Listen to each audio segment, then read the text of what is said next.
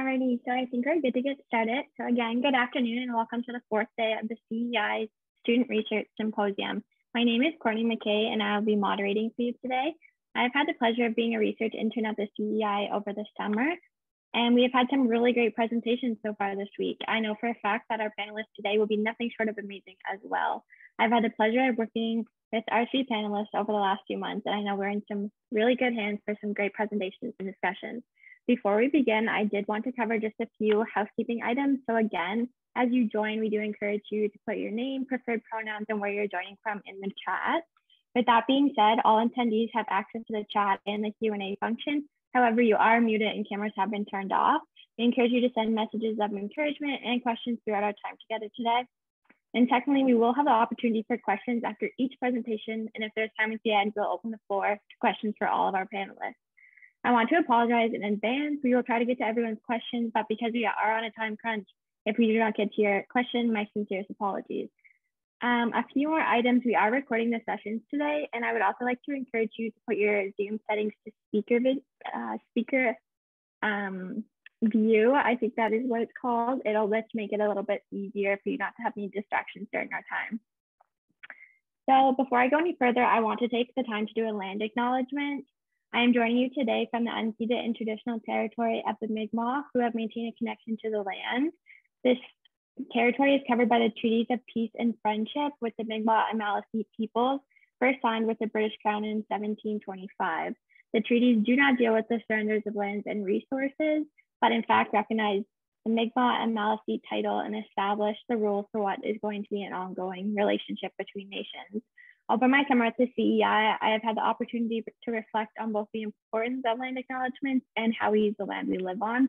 And I want to take a moment to encourage all of you to reflect on those who have lived on the land before us, how we use our lands currently, and the appreciation we have for it. Our first presentation today is from Evan Fortin. Evan is a third-year political science student at St. FX. This summer, he has been working on building an engagement toolkit that will be used for employers, researchers, and career services providers. Evan has also been hosting bi-weekly communities of learning with all the interns across the Nova Scotia work system. Evan's presentation today is called The Case for Youth Engagement, Supporting Young Workers in Uncertain Times. And Evan, I will now hand it over to you.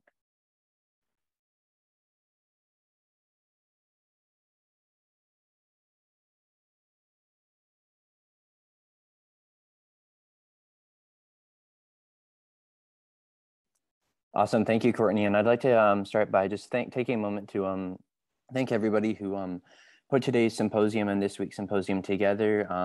Joel, Marion, and Brenda for organizing it, and all the other presenters and moderators, and everyone here at the Center for Employment Innovation for all their work this summer, helping us as interns, and everyone who played a huge role in putting today's and this week's event together. I'd like to thank all of you guys for joining us today. It's great to see so many people here at the webinar. So as Courtney mentioned, my name is Evan Fortin, and this summer I've been the Nova Scotia Works Youth Engagement Intern here at the Center for Employment Innovation. And so this summer I've been working on a couple of different things. One thing that, as Courtney mentioned, was that I've been working on hosting bi-weekly Zoom conferences with a group of interns from across the Nova Scotia Works system. And so we've been meeting every 2 weeks, and we've been discussing various topics such as COVID safety protocols, workplace culture, and different concerns and challenges that the interns have faced in their workplace. And we have that space to talk about those concerns and work on improving those internships and learning new skills and making new connections between different interns at different centers. And another project I've been working on is a youth engagement toolkit that can be used by employers, career service providers, and basically anyone who's working with youth. And so that's what I'm going to be talking about today.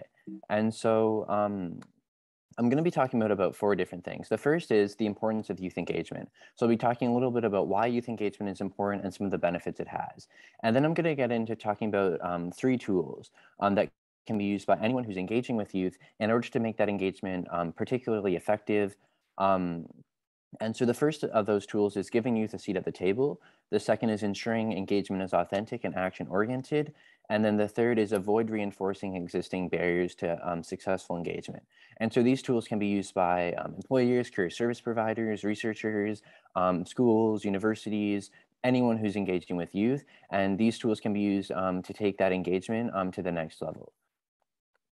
So I'm going to start with the importance of youth engagement. So youth engagement is extremely important, and it has benefits for everybody involved. For youth who are involved in youth engagement activities, say whether it's with a municipal youth council or at a university, whatever that engagement may be, youth have a lot of benefits to gain from successful youth engagement. So one benefit is socio-political awareness. So when youth are involved in organizations and working on engaging with different people, they're learning about their communities, they're learning about how decisions are made in their communities, the issues that people face in their communities, and they're learning a lot about how they can be involved in their community. And so gaining this sort of socio-political awareness is really important for youth and can be a significant benefit from successful youth engagement. When youth are getting involved in these activities and community events, they often become more motivated to get even more involved in their communities, whether that's through participating in local groups or organizations, whether that's in a volunteer basis or in a school or university setting. It's a good way of encouraging motivation and encouraging involvement in the community. Youth who engage in engagement sessions with organizations, businesses, different centers, also often have the opportunity to participate in professional development activities. And this can be extremely helpful for youth in a couple of different ways. It can help with resume building, especially for youth who are looking at applying for post-secondary or grad school programming. And it can also help in terms of building new skills, which can also help in the workplace and their personal lives as well. So youth engagement, the benefits for youth go much farther beyond just those engagement sessions, and the youth are able to use some of those skills to further themselves and their careers and their personal lives as well. Giving youth the opportunity to be involved often gives them a sense of purpose. Typically youth, their sense of purpose maybe comes from school or their part-time job, but so giving them like another avenue to sort of channel their passions can really help give them that sense of purpose, improve their self-esteem, and they, as I mentioned, they can gain a lot of new skills, which can help with developing self-efficacy. Another benefit that youth have is the opportunity to make a meaningful contribution to the policies and programs that affect them directly. Youth are often directly affected by policies and programs, whether that's in schools and education settings or in workplaces, but they don't often have the tools or the opportunities to be able to actually make a meaningful contribution to the direction that those policies or programs take. And so successful youth engagement opens that door to youth and gives them that opportunity. But the benefits don't stop at just youth. Adults often also have a lot to benefit as well. Adults who engage with youth can gain new understanding of youth issues and hear new and youthful perspectives. Oftentimes, adults sort of forget about what it was like to be a young person, or their experiences as a young person are vastly different than the experiences of a young person today.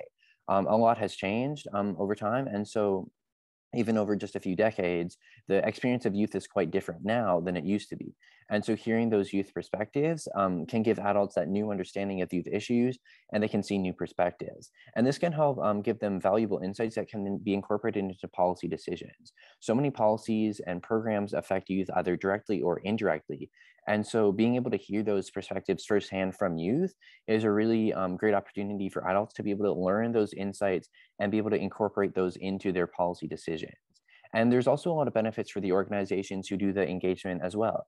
When organizations engage with youth, they're able to provide opportunities to build connections within the communities, whether that's to a school, to a university, to youth groups, or whether that's just youth themselves on an individual basis.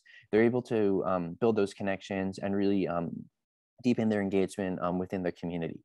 Another benefit for organizations is that engagement can help strengthen youth-focused programming.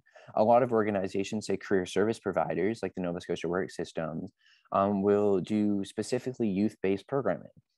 Schools do this all the time, universities as well, whether they're trying to recruit youth or trying to let youth know about services that are offered to them. And so in order to have those programming be as successful as possible, it's really good to engage with youth to make sure you know what youth are actually looking for. And the other thing is that youth experiences can help organizations in unexpected ways, whether it's social media and marketing or other things that youth have knowledge and insights in. Youth perspectives can sort of open the door for organizations to see new perspectives and gain new ideas. The other thing I wanted to mention with this as well was the impact that COVID-19 had on youth. So youth have been severely affected by COVID-19 public health measures such as lockdowns that forced activities to be canceled or moved to online spaces. Things like school, university, classes, were all moved online, whereas other things such as proms and graduations were canceled outright. And the other thing too is that restaurants, movie theaters, places where youth go to gather, have also been closed for a long time. And so this has had a significant impact on youth.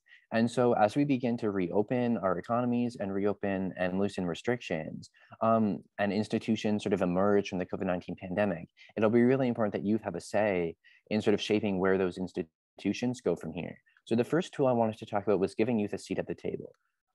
Here, a quote I came across in my research was that youth represent youth better than any other group can. And I think that's really important because it speaks to the fact that while other people might be able to empathize with or share their perspectives from when they were a youth, the people who are experts on a youth experience are youth themselves. And they're the ones who have the most knowledgeable and also the most timely experience, relevant experience, in order to give organizations their perspectives. So a couple things about giving youth a seat at the table.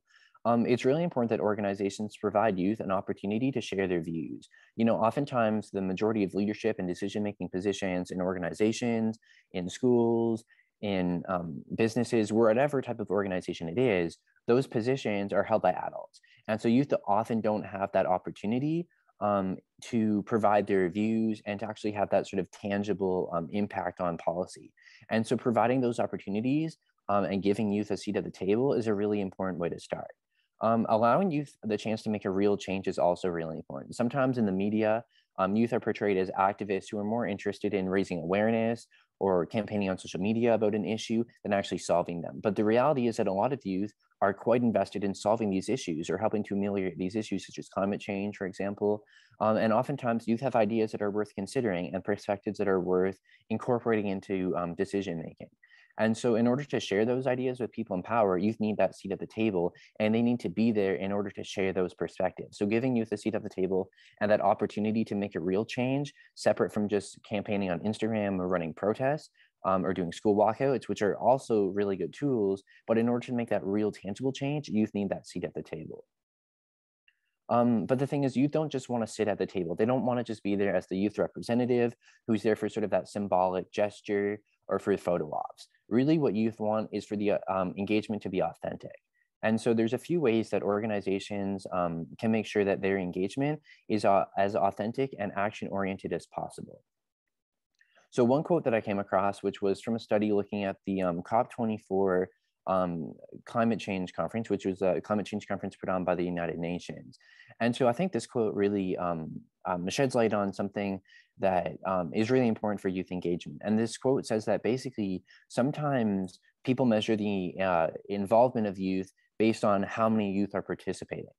So the more youth who are participating, it seems like the better the engagement would be. Where in reality, that's not quite the case, because really youth can be there, but if they're not having a tangible impact on the process of decision making, then that engagement really isn't that successful, effective, or authentic. And so a few ways that organizations can ensure that youth experiences and youth engagement are as authentic and action-oriented as possible are the following. So one of them is remembering that youth are experts on their own experiences. So youth don't want to be tokenized and they don't want to be patronized. They don't want to be treated like children, and they also don't want to be simply there as a symbolic gesture or for photo ops or so that the organization can say that they have a youth representative. They actually want to be there, and they actually want their voices to be appreciated, and they want their insights to inform decisions. So one way that organizations can do that is by formally acknowledging the engagement. And so this can help by making sure that the engagement is authentic, and that it can also help make sure that the engagement becomes a standard practice in the organization. And so a couple ways that organizations are able to do this are providing some sort of honorarium for youth who are involved in extensive engagement activities or on a council, for example, or providing letters of reference, which also speak back to the benefits that youth can gain from these types of engagements. or simply organizations can designate time or places for youth engagement. So if organizations have specific youth engagement times or places, that can help cement youth engagement as an essential part of that organization's standard practices and make sure that that youth engagement is as authentic and long lasting and really tangible as possible.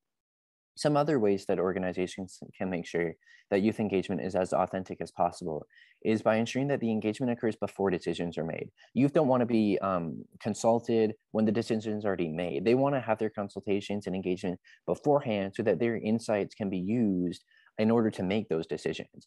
And so authentic youth engagement means that the insights youth provide are genuinely considered, and that organizations have the time after that engagement and those sessions to actually consider how that feedback could factor into their decision and could sort of guide those decisions or those policies moving forward. So youth don't want to simply be like a rubber stamp where the youth rep approved it after the decision had already been made. Youth want to be part of that planning process and be part of the actual process of figuring out what those policies could look like. And organizations, in order to make that engagement authentic, need to budget that time accordingly. The other thing is that organizations should ensure some level of impartiality. And what I mean by impartiality is that youth voices should be respected, whether they provide the anticipated feedback or not. You know, organizations might go into an engagement session with a pretty firm idea of what the youth are going to say. And if the youth say that, that's great. But if they have other insights too, that should be also respected as well. And you should not be influenced or coerced during those engagement sessions, or else that's not an authentic youth engagement. Some other ideas too for how organizations can make sure that engagement is authentic is that you can develop a evaluation framework with the youth involved. So that way, both the organization and the youth who are involved both have a say in how that engagement is evaluated and what that engagement will look like going forward. That way, there's a genuine partnership there between the organization and the youth involved. And that also allows the youth to hold the organization accountable.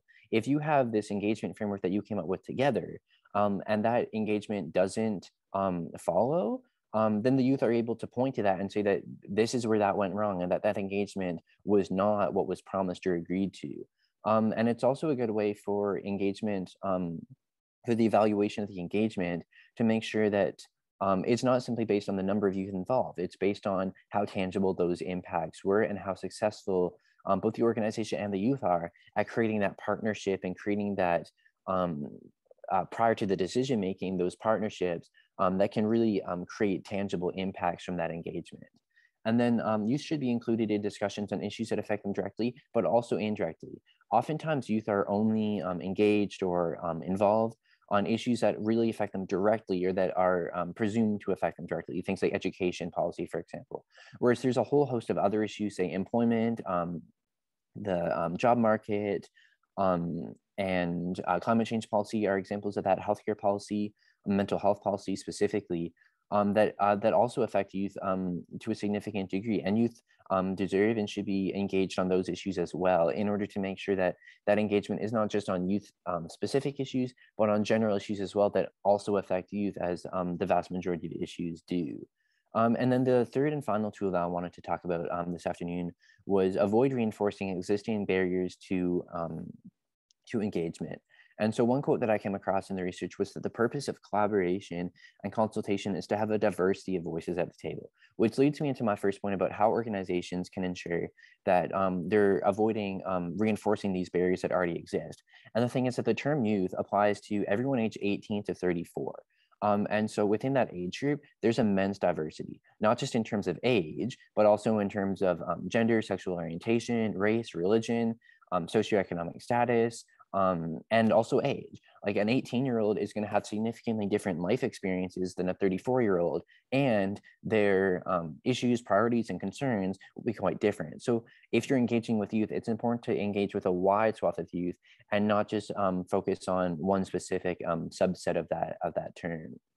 The other thing that's important too is using a social equality lens. Oftentimes, youth from higher income families are presented with more opportunities than their peers from lower income backgrounds, such as the example to be on committees, councils, and if they don't have to worry about the pressure of working like a full-time or part-time job, they often have more time to do that as well. So sometimes times youth from higher income families are disproportionately represented in youth advocacy groups such as municipal youth councils or political youth councils. And so that's an issue that comes up quite often. So when you're engaging with youth, it's important to sort of understand that there's those barriers in place already, and that in order to have really effective engagement, it can be really valuable to make sure that you're avoiding just reinforcing those barriers that already exist. Another barrier that exists too is called the excluded middle. And so this idea that oftentimes youth engagement focuses either on two different groups, one of which is high achieving youth and struggling youth. And while those two groups are really important to engage with, the thing is that it leaves out a whole bunch of people who are in the middle of those two groups. And so that's what they call the excluded middle. And so it's really important to engage with those youth as well, because oftentimes, like, maybe they're not quite as engaged as those other youth, but they want to be engaged, or they have ideas that are worth sharing, perspectives that are worth listening to.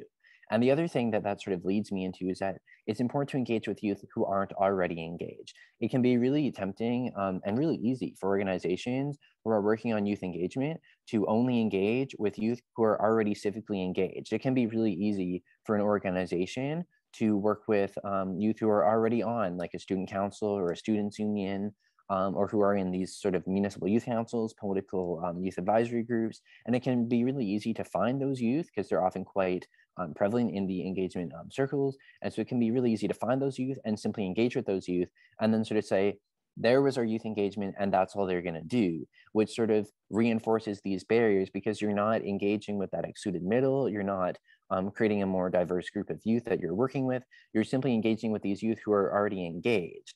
And the problem is that it cuts out all those other youth who are currently disengaged or wanting to get engaged, but don't have those opportunities, don't have the seat at the table, and that aren't sort of able to engage as easily, but who want to be engaged. And so it can be really important for organizations who are doing youth engagement, whether it's career service organizations or employers, schools, no matter what the organization is, to try to engage with youth who aren't already engaged.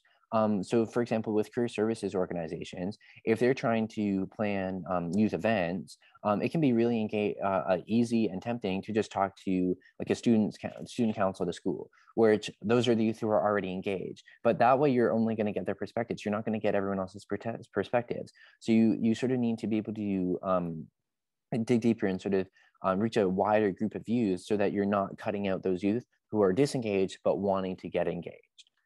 So just as a bit of a summary of what I've talked about this afternoon. So 3 sort of tools for effective youth engagement: giving youth a seat at the table so that they have those opportunities to take their activism from social media and from protest into a real world setting where they're able to be at the table with decision makers and have a real tangible impact on the decisions and policies that are being made. Ensuring engagement is meaningful, to make sure that they're not there simply as a representative or for a symbolic gesture or for a photo op, that they're there for their insights to actually be listened to. And then avoiding reinforcing existing barriers, making sure that you're engaging with a diverse group of youth and avoiding falling into some of those traps that it can be really easy to fall into. And that's all for me today. So I'd like to thank you all for coming out today. And thank you again for everyone who put today's symposium together. And thank you to Courtney for moderating. And that's all for me. So thank you all. Wow, Evan, that was incredible. What a way to start us off. So we are going to open the floor now to take any questions anyone has for Evan. Just to get us started, while everyone kind of gets a chance to type their questions in, I do have a question for you. So Evan, in your opinion, what is the biggest challenge employers, researchers, or career service providers face when trying to engage with you? Yeah, that's a great question, Courtney. Thank you. In terms of the biggest challenge, I would say that, in my opinion, and also from sort of basing that sort of off of my work with the Nova Scotia Works interns as well this summer, would sort of be that it can be really easy to engage with those youth who are already engaged. I think it's getting to that next level that can be the biggest challenge, because as I was saying, like, it can be really easy to simply see the youth who are putting their hands up, asking questions, who are already engaged, part of groups, but it can be a lot harder to sort of engage with that next set, the youth who are sort of disengaged but really wanting to get engaged. And I think that would be the biggest challenge, in my opinion.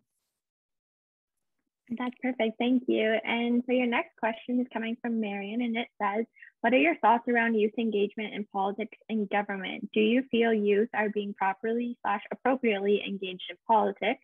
Or what would you suggest to politicians to improve their engagement? Yeah, well, thank you, Marion, for that question. I think that's a really important one as well. I think my first thought about that would be that I think there's a lot of opportunities for engagement. Like there's a lot of youth councils and youth opportunities. So I think youth sometimes have a seat at the table, but I don't necessarily know what that second tool that I was talking about is always put in place, the sort of meaningfulness of it, because I think a lot of youth are included in these sort of councils or organizations, but that's sort of the end of it. And I think that the other thing too is that I think the problem is with diversity as well, because one thing I came across a lot in my research was that particularly for political organizations and municipal youth councils, youth advisory groups, it can be really easy to only have sort of a certain group of youth. Oftentimes it's youth who are from privileged backgrounds or who are sort of in post-secondary institutions and have the financial ability to be at those at post-secondary institutions. And so I think that the biggest thing going forward for politicians or organizations, like what Marion mentioned in her question, would be to sort of reach a more diverse group of youth rather than just those youth who are already engaged.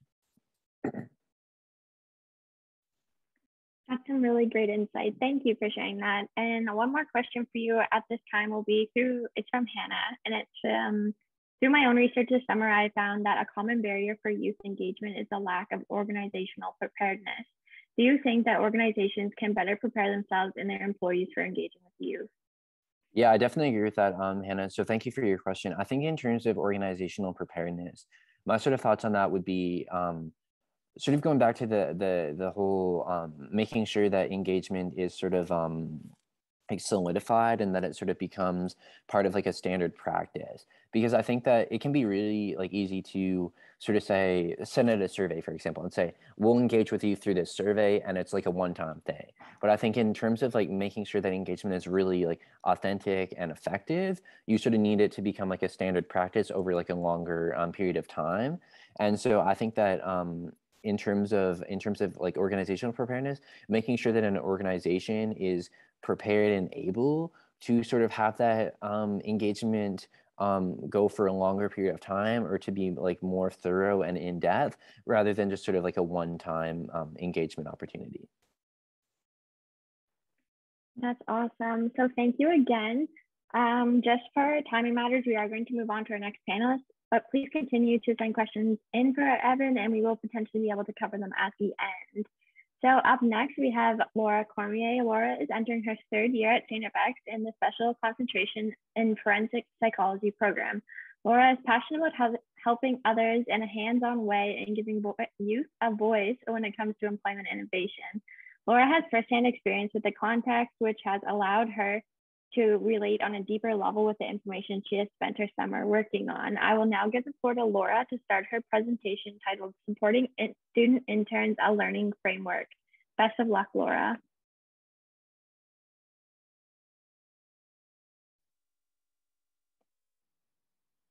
Thanks, Courtney. I'll give you a minute to share your screen. Thank you for sharing my presentation again.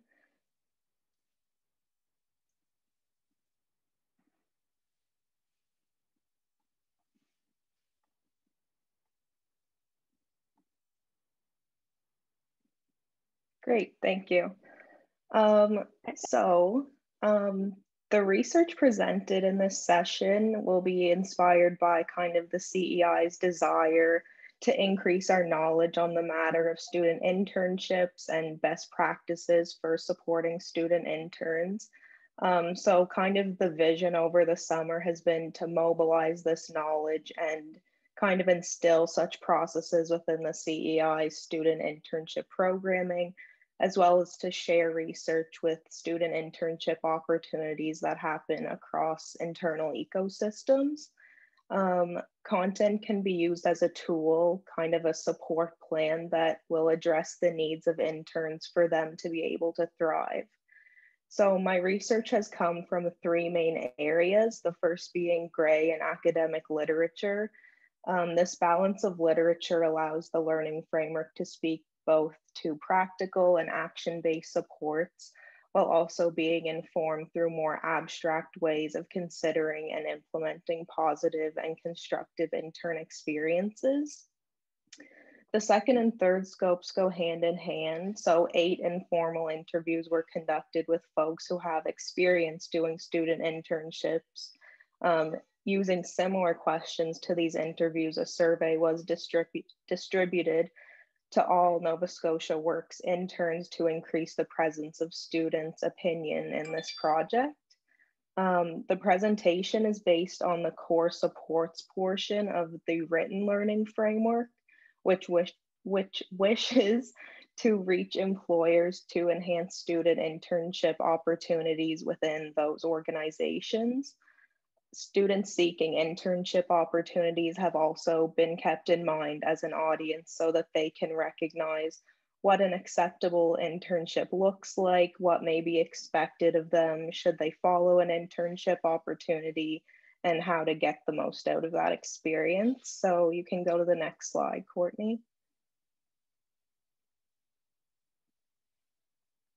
Thank you.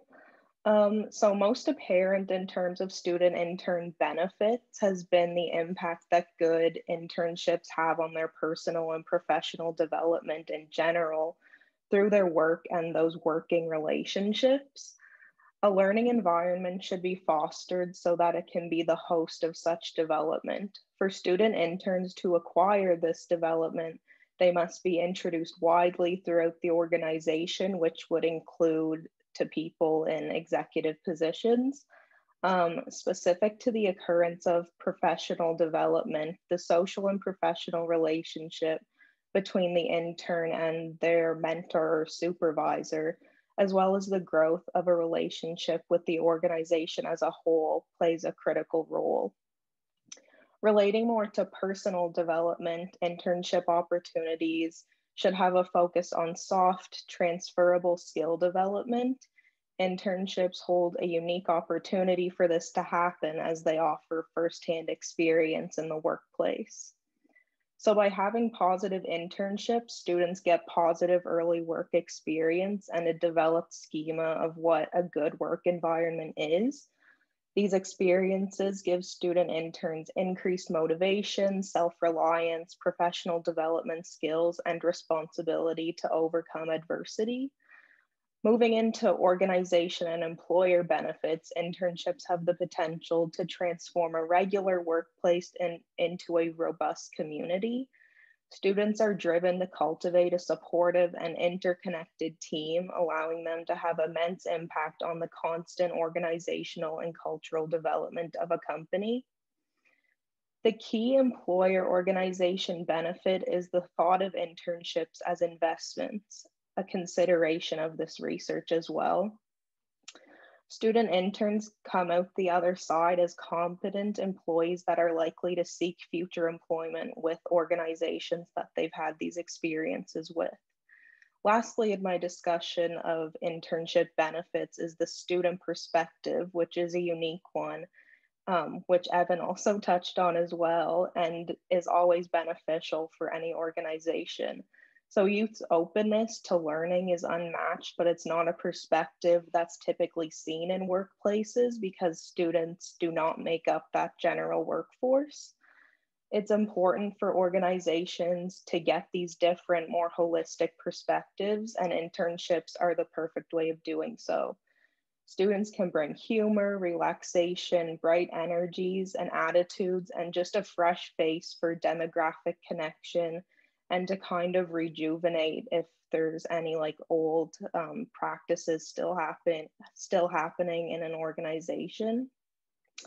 On the more technical side of things, student internships give youth an outlet for their expertise from prior work and life experiences and interests, and for the academic knowledge that they're currently indulged in to be used in a meaningful work environment. Next slide, please.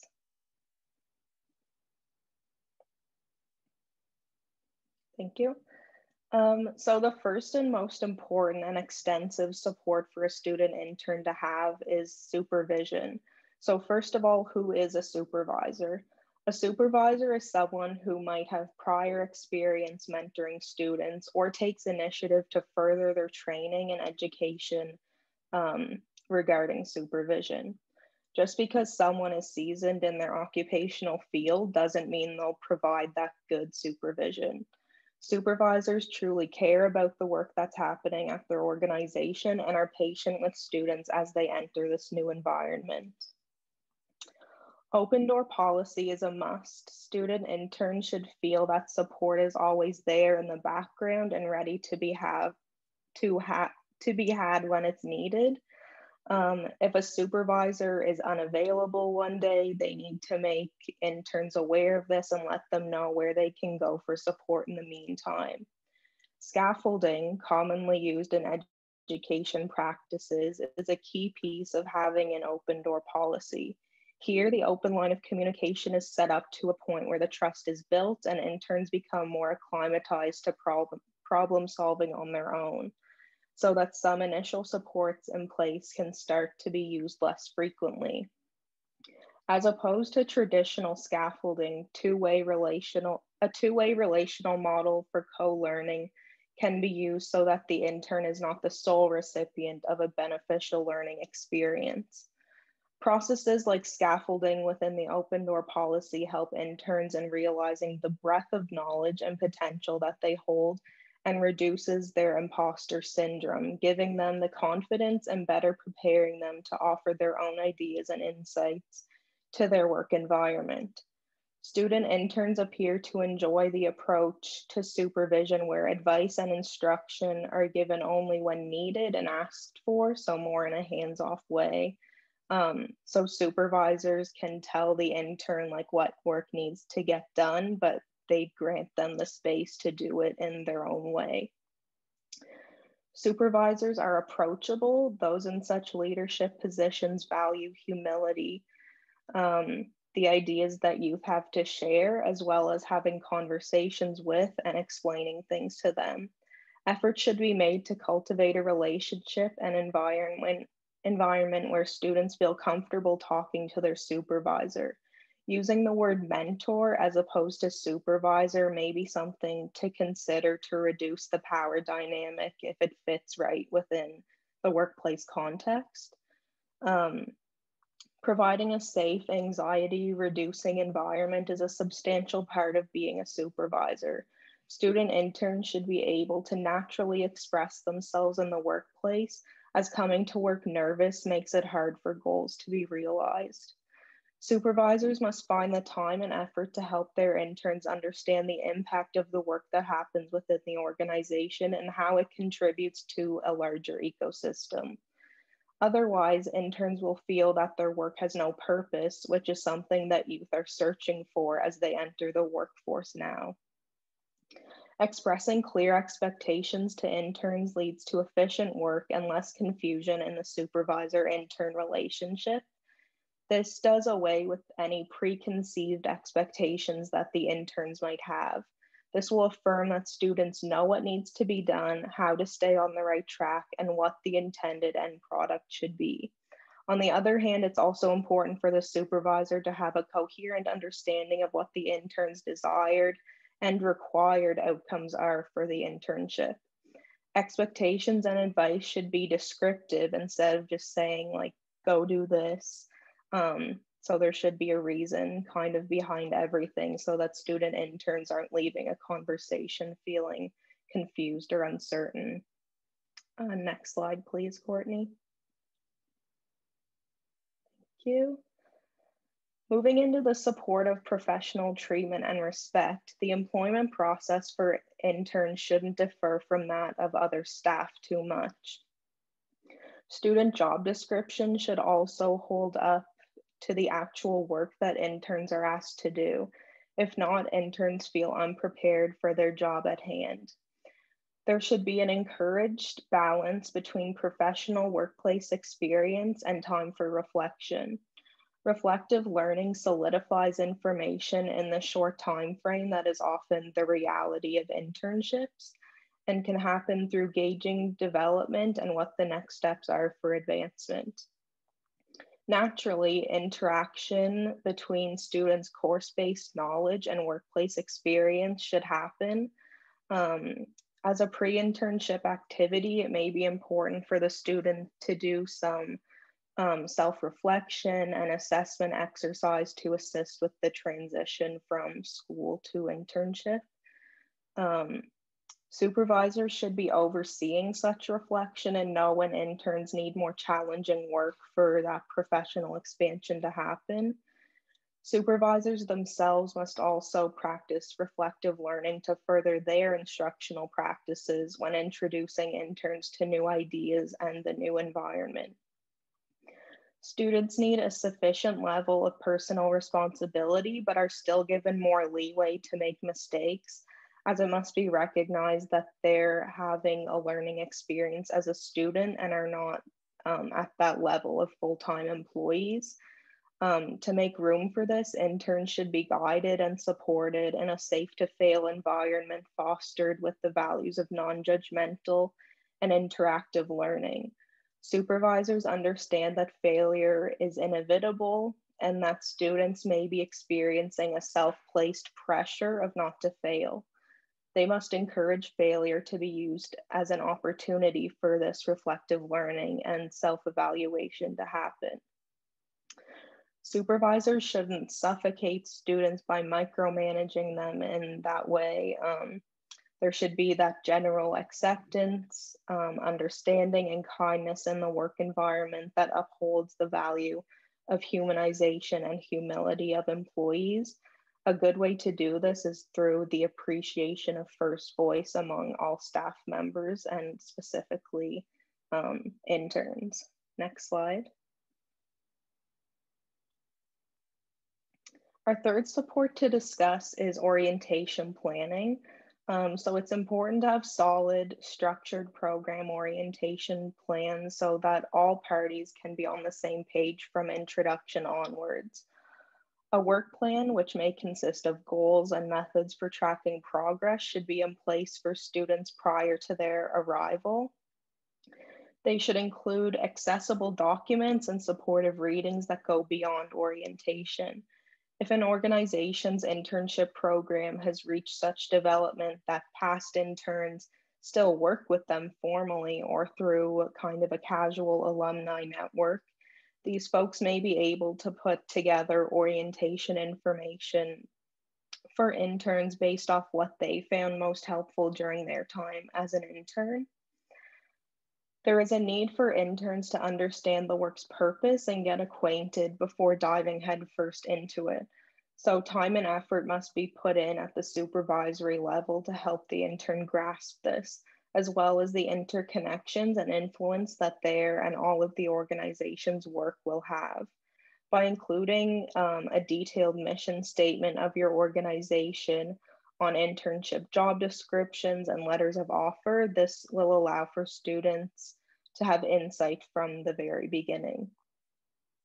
Material given to students should complement the knowledge that they already possess from their education, for example. Time is set aside for training with particular attention to the areas of work that the intern might be most unfamiliar with. If a less rigorous, more informal level of training is provided, this must be done intentionally for the purpose of the student intern preparing to be more self-reliant in future situations, which reaches back to that concept of scaffolding. One interviewee actually acknowledged that having to struggle through some tasks without a ton of support shaped them to be more qualified for some independent work. The learning environment that an organization fosters should desire to see self-improvement among their students and offer far-reaching training opportunities for this to happen. Training slated towards topics that may not directly relate to the work, such as cultural sensitivity education and appropriate language use, are also critical for an intern to be exposed to. Next slide, please. Next, we have peer support from other interns preferably, but perhaps from colleagues as well. which has the potential of creating a group learning experience for students to more efficiently acclimatize to their new workplace. To cultivate strong work relationships, peers must be accessible to one another. This is a helpful way for student interns to be able to ask questions and seek help among themselves before going to their supervisor, as oftentimes they may not think the issue is prominent enough or have the confidence to take it to their supervisor. More of a formal community of interns can even be established. Internship opportunities that have been moved to an online space as a result of the pandemic builds kind of a personal disconnect where this kind of relation is at times hard to get at. Physical distance can be an inhibitor to reaching out for peer help. To create an atmosphere where peer support is readily identifiable, interns want to see regular team meetings, more social aspects to their work, more accessibility for reaching out to colleagues, and the integration of routine conversation among the team. And where possible, in-person internships would be suggested.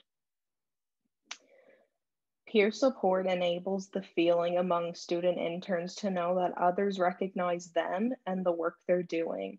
If an intern knows that their work is important and valued by the organization, peers, and external stakeholders, this will motivate them to do the work and become more invested in their work's topic. Intern organizations are encouraged to engage with students' non-work goals as well, as this will show them that the workplace they're entering is a dynamic space that can be accommodating and supportive of non-work commitments. Working collaboratively with peers on work projects can streamline this feeling for students. When they see that others perceive purpose in them, it makes it easier for them to determine their own purpose for themselves and at work. Next slide, please.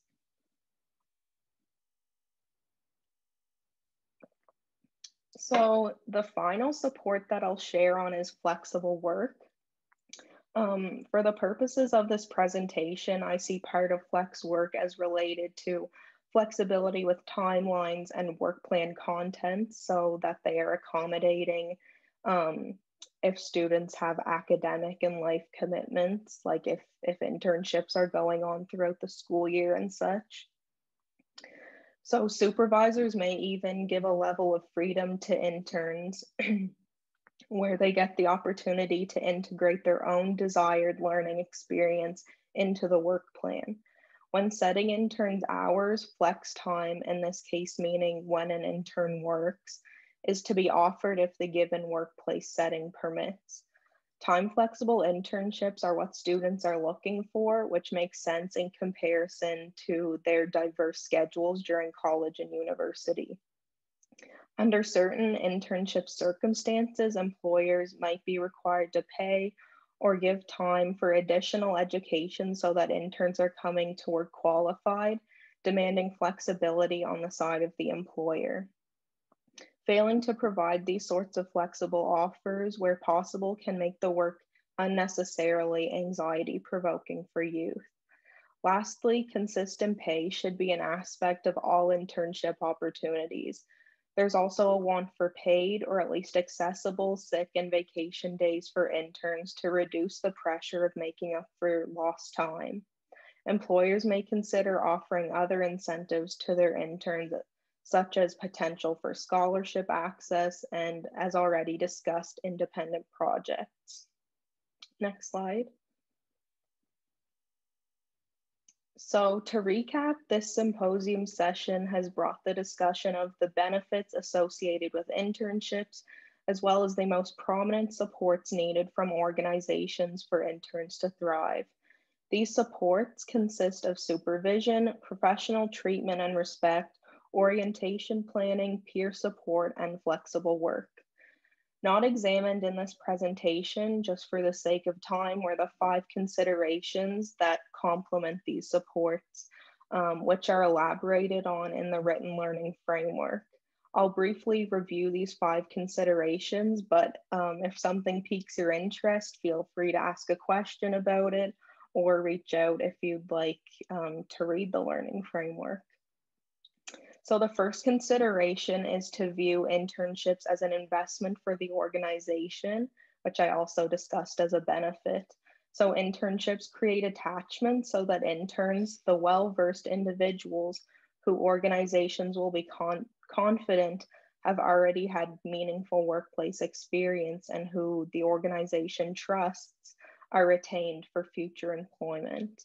Next, we have challenging and substantial work, which pairs well with our support of professional treatment and respect. Student interns need to feel as though their work is important, valued, and making visible impact. None of this will be possible if organizations only provide interns with assistant or clerical-like work. Then there is language choice, where topics such as jargon versus the use of plain language on student job descriptions are considered, as well as more detail on the use of the word mentor as opposed to supervisor. The next consideration would be planning, monitoring, and assessment methods for internship programming, as this organizational content should be under constant development by implementing new and improved components. Finally, there is a more detailed consideration of focusing these opportunities on soft transferable skill development, something we've touched on a bit in this session already. So just in conclusion, I'd encourage all those in attendance, whether you're a student intern, an intern supervisor, working within an organization who currently offers internships to students, or otherwise, to consider just how the contents of this presentation means to you, and how you can act on that. Like, how did these supports resonate with you? Are there others to add to the list, do you think? What can you do to help student interns and youth in general thrive in your workplace? These are all important questions, not only to satisfy youth right now, but to benefit everyone, staff, organizations, and our workforce. The future of work and what the next generation values in a work environment are undeniable, and they aren't waiting. Everything is moving forward towards the future. So that's why this employment innovation is so crucial right now. So I think the next slide is just my resources. So thank you, everyone.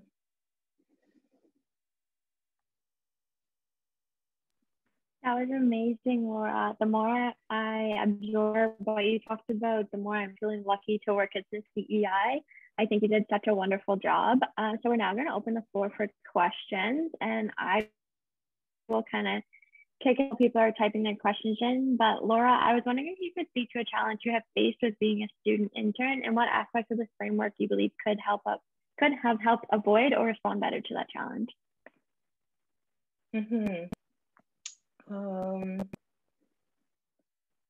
I would say, yeah, looking back on my 2 years with the CEI, I would say kind of my mention of, I know this is kind of inevitable, but just thinking about how everything has been online.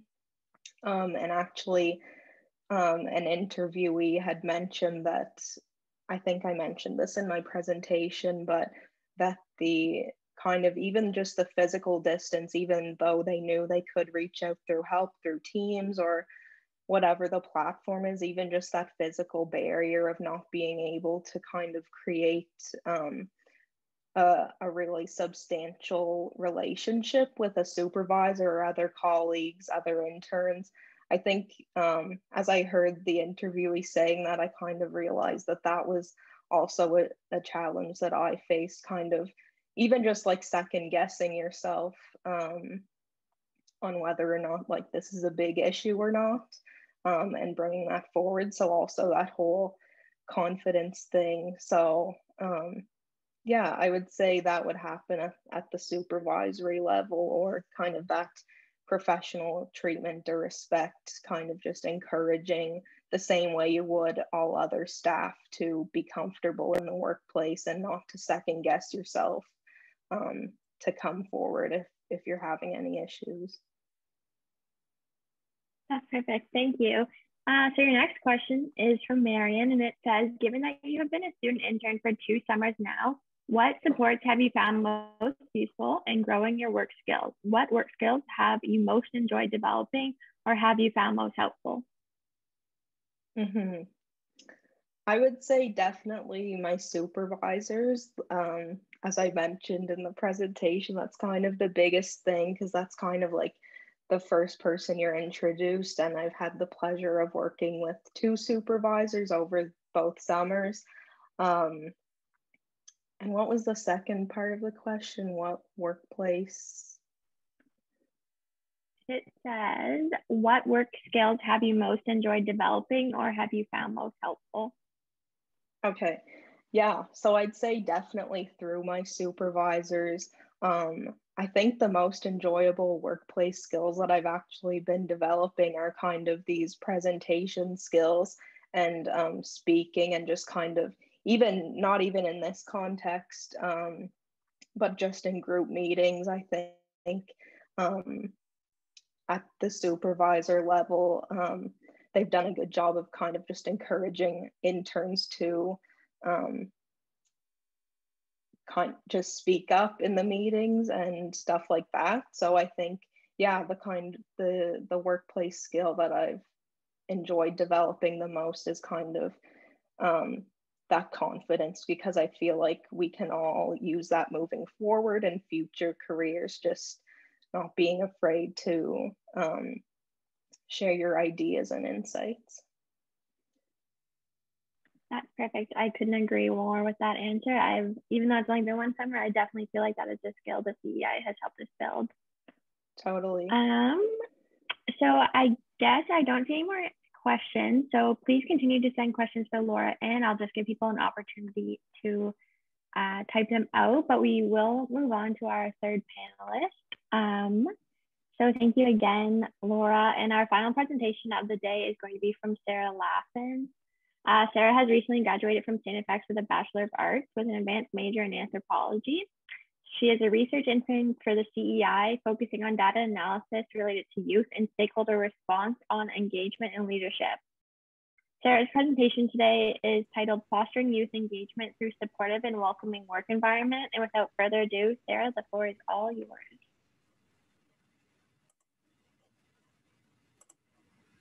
Wonderful. Thank you, Courtney.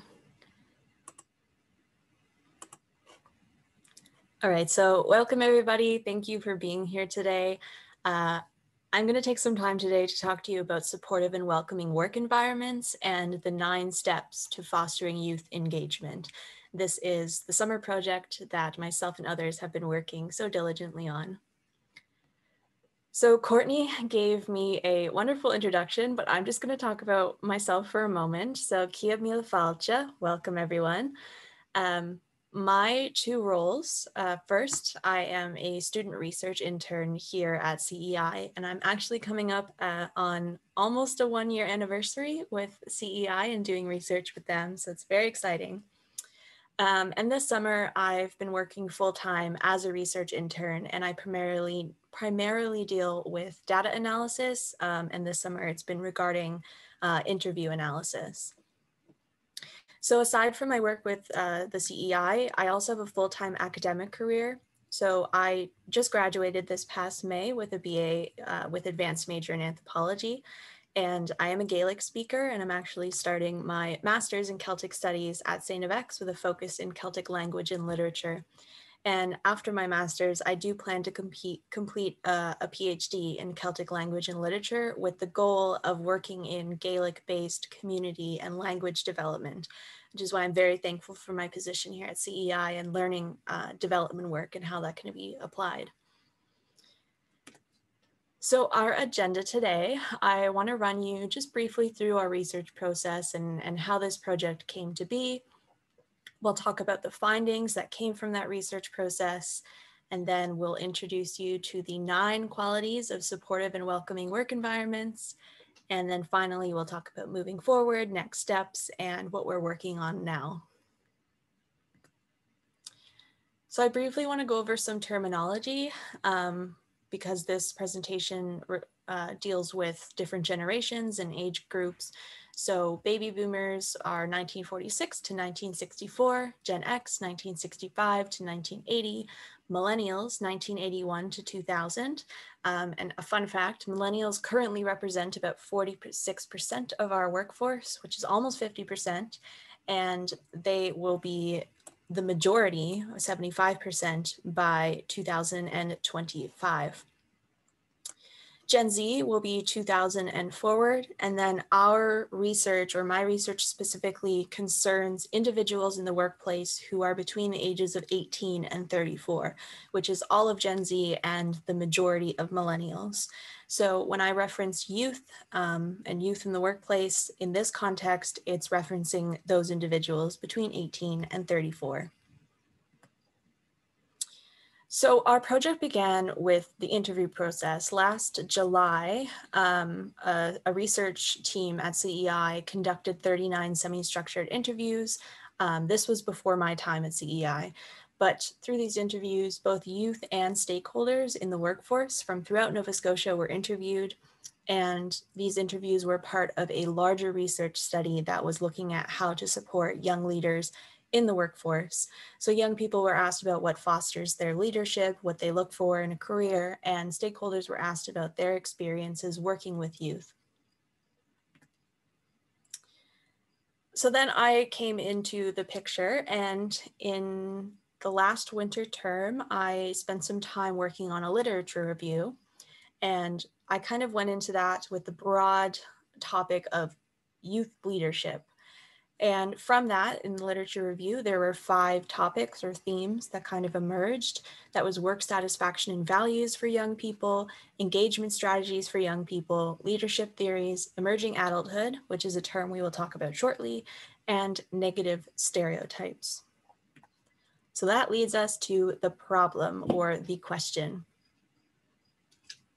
So in our literature review, a couple of problems or questions emerged from the literature. The first was this idea of emerging adulthood. You may have heard the term quarter life crisis, or you may know it as midlife crisis, but the quarter life crisis is the new midlife crisis.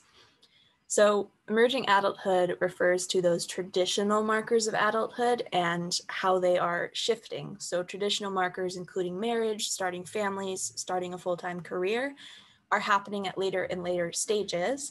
And the new markers of adulthood for young people are starting to become things like financial independence.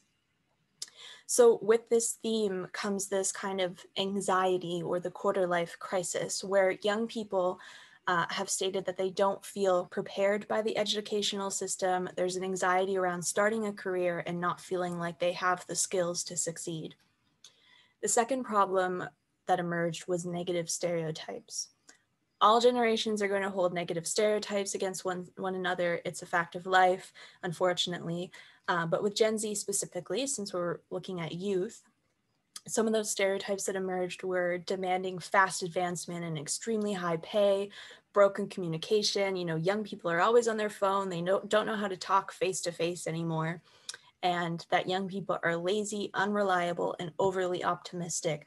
They want everything now and they don't want to work for it, and they will switch their job in an instant.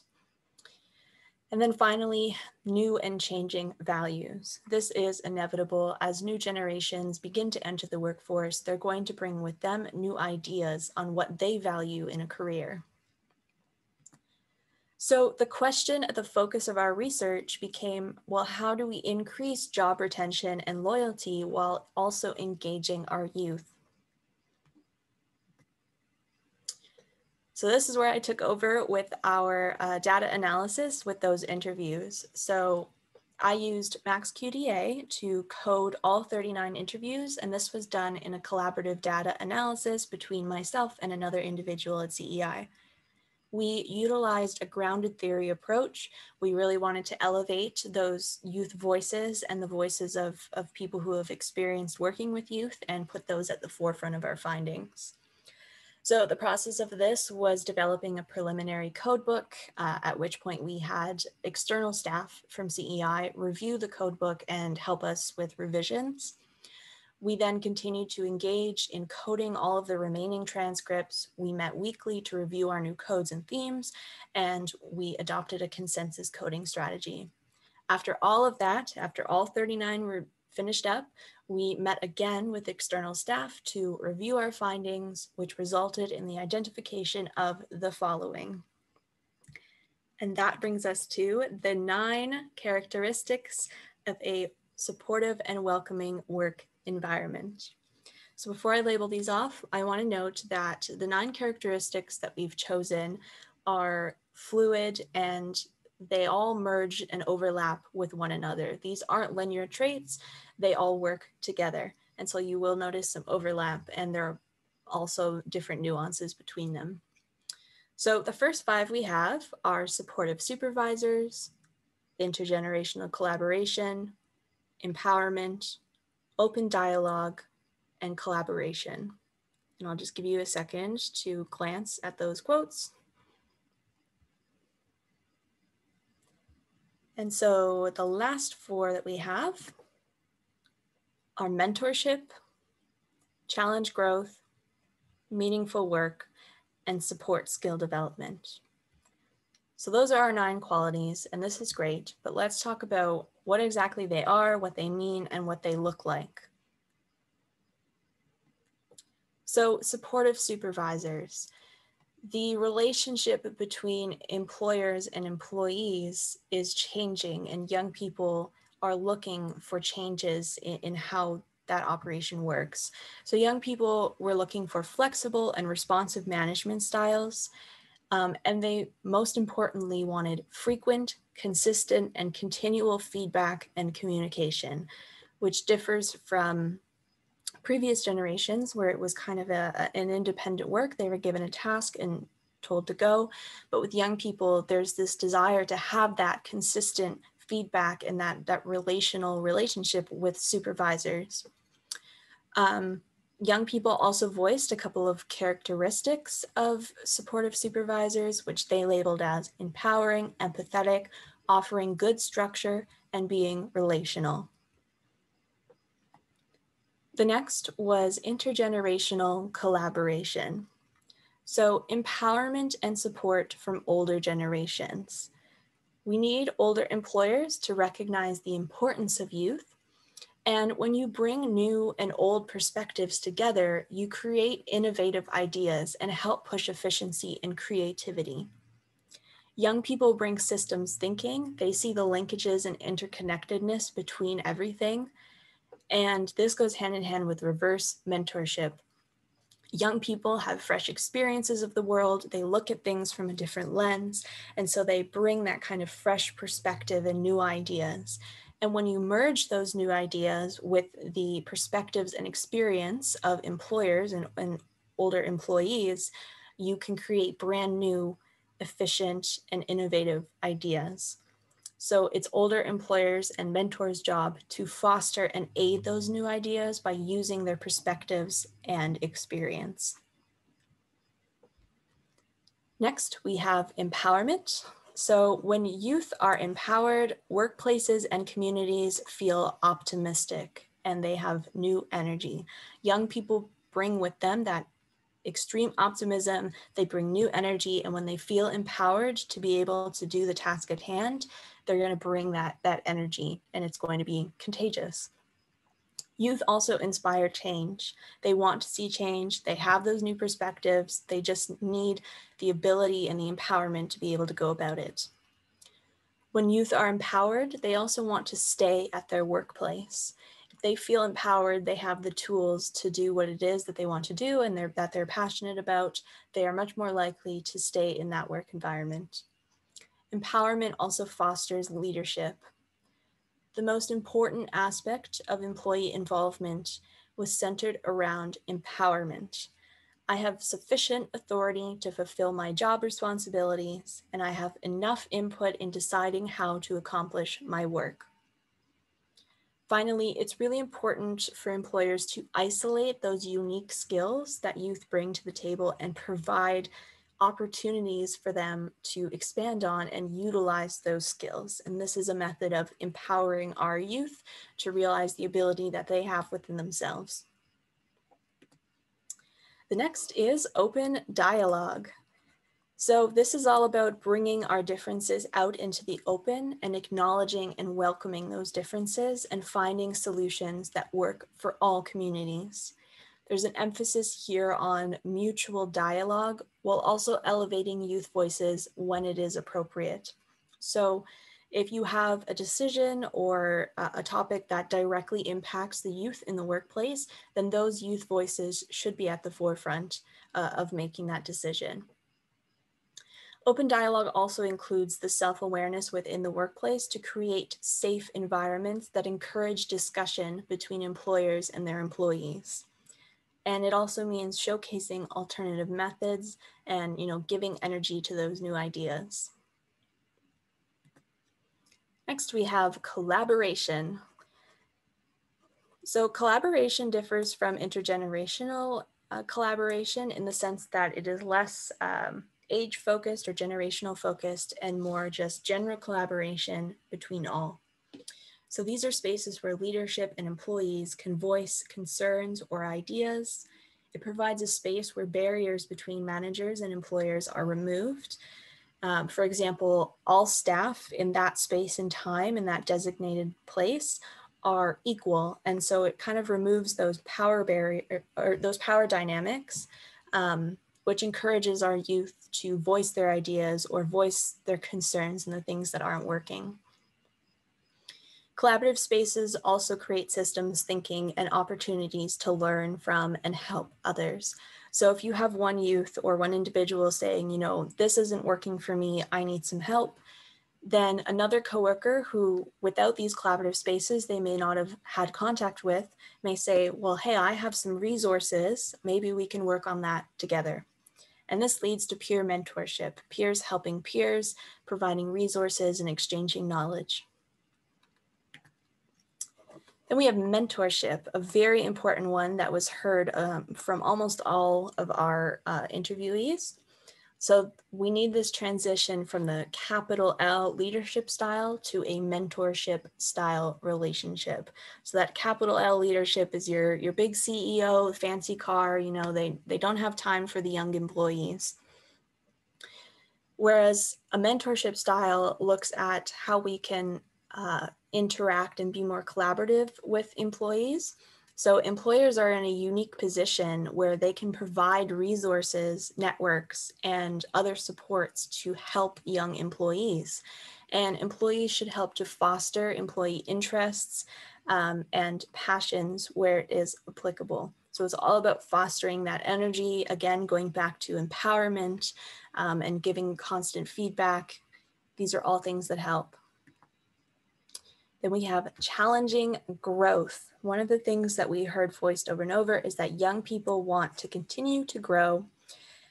And that happens by trusting in youth ability.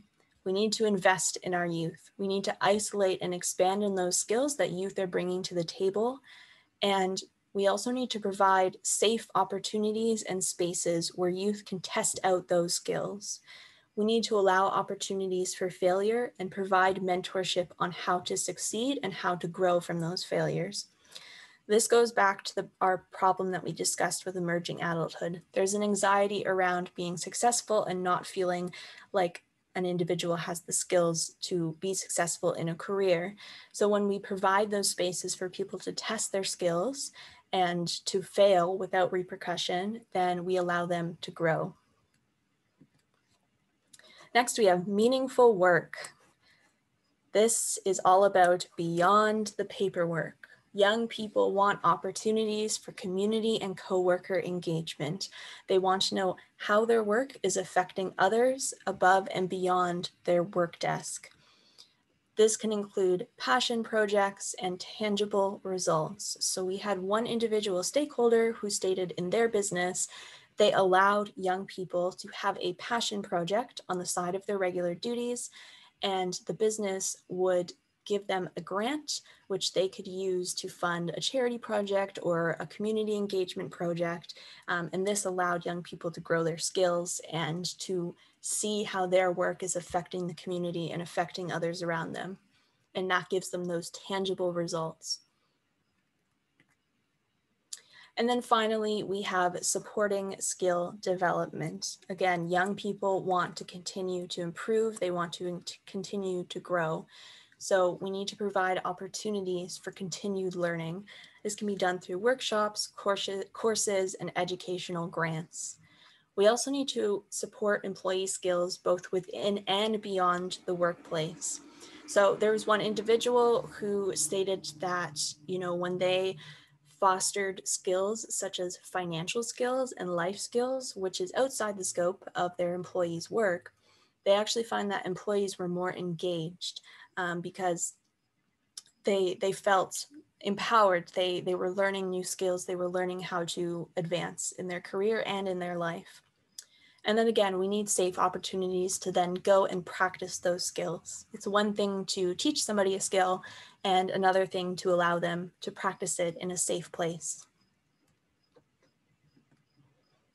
So I'll leave you with a quote, which I think really nicely summarizes all of these 9 qualities. And that's, I think when we empower youth, we all feel differently about our community, and we're optimistic about the economic and cultural opportunities, and it empowers us to see change differently. So these 9 qualities that I've just introduced you to came directly from the voices of those who were interviewed in Nova Scotia. So moving forward, what are we working on now? I'm currently in the works of putting these 9 qualities, all this information, into a journal article. Again, we want to use a ground theory approach to kind of elevate the experiences and the voices of individuals with whom the work is related. This is a co-written academic article between myself and the individual who helped to code this information. And our goal is a journal publication, which would provide a comprehensive list of recommendations for employers, including the benefits of fostering these 9 qualities in the workplace, which, as we mentioned, is better retention, better loyalty, and better engagement. We also want to look at knowledge mobilization. So having a journal article is fantastic, but journals are quite niche and they can be expensive and they aren't accessible to everyone. So we want to seek opportunities to utilize our research findings in interactive ways that are accessible to everyone. And one of the things that we're looking at with this is, what do these 9 qualities look like in action? It's one thing to tell an employer or an organization or business, hey, you need to do these 9 things, than to tell them, here is how you can go about it. So that's one of the things that we're looking at now. What do these 9 qualities look like in action? How are they practical? How can employers implement them? So we want to use some informational graphics, perhaps interactive websites, and we will be going on into the future to present our findings at some more conference presentations, which is very exciting. So Tapalev, thank you. Thank you very much for being here today. Again, I'm Sarah Michelle Laffin. There is a question period, but if you have any questions at all that go above and beyond, or you want to chat about anything that we've talked about today, my email is there. So please feel free to shoot me a message. And thank you so much for listening. Really great job, Sarah. That was awesome. And again, I feel like I'm repeating myself, but I'm extremely grateful to be at the CEI. And a lot of the things you talked about are things I've seen with my internship. So we'll now open the floor for questions for Sarah. And I do have one for you as well. So which of the 9 characteristics of importance that you kind of highlighted for us today do you believe is the most pivotal? Oh, that's a tough question. I think it's going to differ for everyone depending on the workplace. But for me, the one that I will say is collaboration and intergenerational collaboration, because that's something that I've noticed here at CEI has been incredibly helpful as a young person myself who has no experience. Getting to work on a project collaboratively with people who have experience has been incredibly, incredibly wonderful and important in learning new skills. Perfect, thank you for that. So the next question that came in for you is, given the comments early on in your presentation about the quarter life crisis and you feeling unprepared, do you think secondary schooling, high school, needs to be part of the change to better prepare young people for employment and life in general? If so, could you see some of your findings helping inform educational reform or changes in curriculum? This is a great question. Thank you for the question. We actually talked about this. So myself and my partner who worked on this project. So yeah, for sure. You know, having either courses in school or summer school courses, or even like, I know in Ontario, we have the 13th grade or a college course or whatnot. Just having those courses that students can take to kind of help prep them prior to going into the academic world, I think are really beneficial. And learning those skills, you know, collaboration and whatnot, having those skills before you go in would be super beneficial. That's awesome. Thank you. Okay, I will give some people time just to type their questions out, but I'll jump back to Laura because there is a question here in the Q&A for her. But thank you again, Sarah. That was amazing. So Laura, do you think employers who have more rigid internship structures can incorporate some of the pieces you have identified today? Yeah, so I think it's, definitely important to recognize that some or many actually internships are kind of those more rigid assistant or clerical like work. So I don't think internships like always need to be kind of the way I described or completely. I think there can be like a balance. But if a big component of the internship will be that more rigid or clerical like work, that needs to be clearly articulated to the students before they accept the position. But yeah, I think it would be like, as I discussed, like independent projects, I think that could be something incorporated, as I feel like I've never experienced an internship like that really, but I think that could be a way to incorporate that. Because I feel like a lot of times, sometimes with those internships, like interns might feel like they have a lot of time on their hands if they're really just kind of assisting like a higher up person. And I also think that perhaps if that can't happen exactly, that maybe those organizations could more so give students opportunities to kind of shadow their supervisor when they're like in the actual work they're doing, like in meetings or stuff like that, and not just being kind of in the background, like actually giving them the chance to observe and stuff like that. If they can't fully participate, I think that would be a good way of doing that. That's a perfect answer. Thank you. So I will jump back to Sarah now. Sarah, are there ways that you believe young people can also advocate for changes such as the ones you've identified in the workplace? Yeah, for sure. I mean, I think this is all about, you know, talking to your employer and starting that dialogue if you have to. You know, open dialogue is really important. So that can come from your end.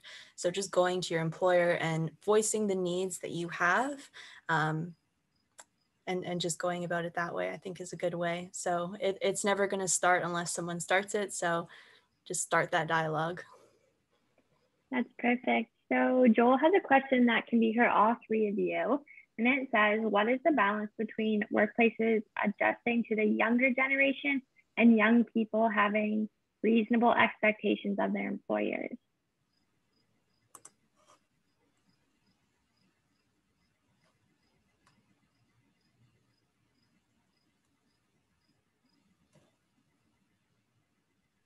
I can go with just kind of what first came to mind.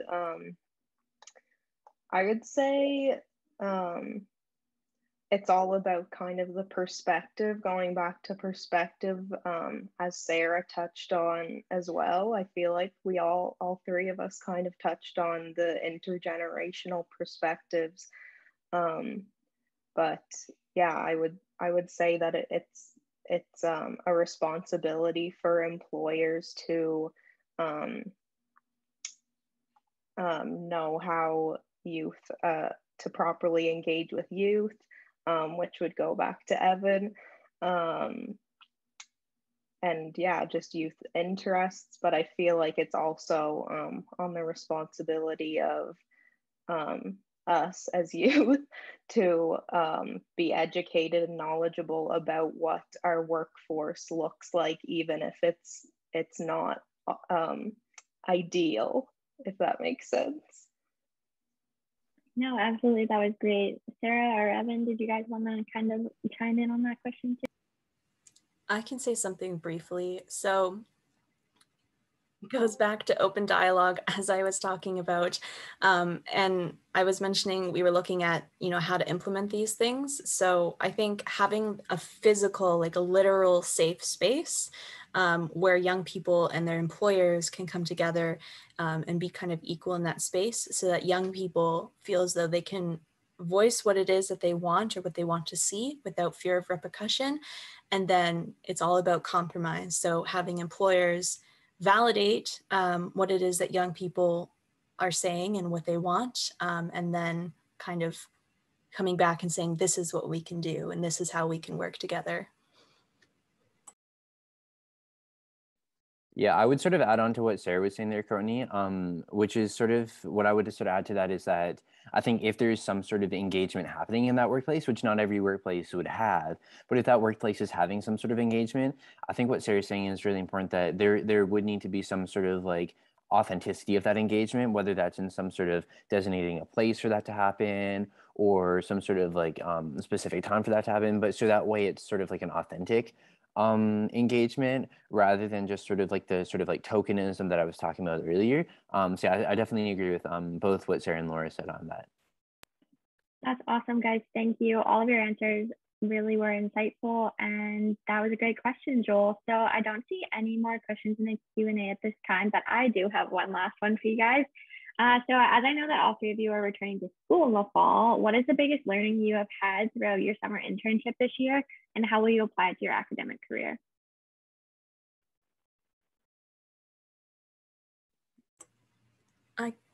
Evan, you go first. Okay, thank you, Sarah. Thanks for the question, Courtney. I think in terms of maybe not biggest learning overall, but maybe biggest in terms of how I would apply it to the school year, would probably be in terms of like language and sort of like when you're like writing or coming up with, like we've been working on surveys that we're coming up with for the Nova Scotia Works interns, and sort of the process of making those surveys has been we've been looking at like the concise language and making sure that the meaning is exact. And I think that's a lesson I would translate into the school year, just in terms of like papers and projects and things, sort of making sure that your language is as concise as possible. So that's certainly something that I would take from the CEI experience and translate into the school year. I will say that group projects don't always suck.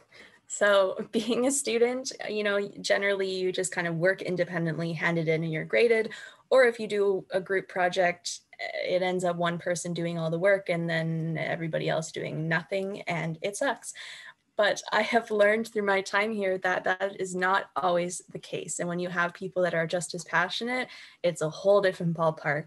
So I've kind of learned that I don't have to do everything alone. And, going into the school year, having my supervisor, I'm excited to work on things collaboratively and be able to ask for help.